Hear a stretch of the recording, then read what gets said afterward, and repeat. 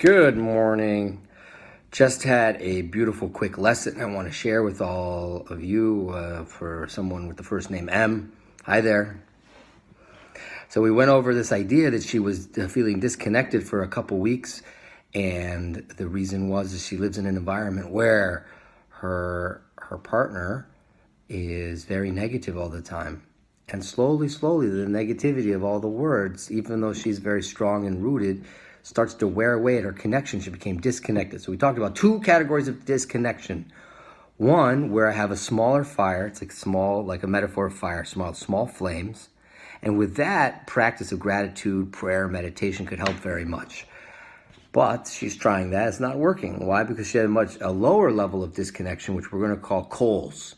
When you're coals, that means you don't see any fire, so you don't feel anything. You don't feel connected. There's a little bit of warmth, but that's about it.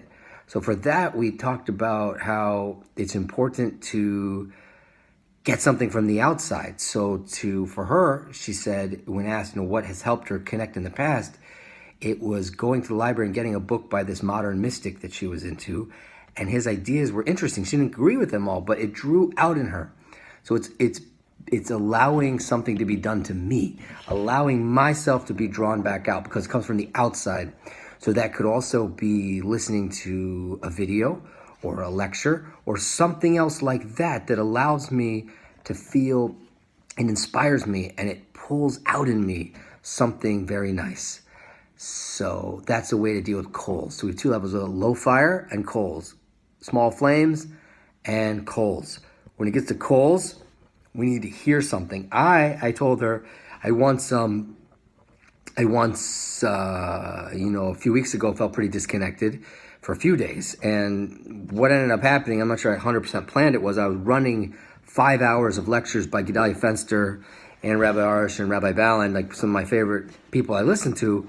And that drew out in me. It's like I wasn't even really listening. But having that in the background, more and more of these holy words, more and more of these holy ideas drew out in me from my coals back to small flames.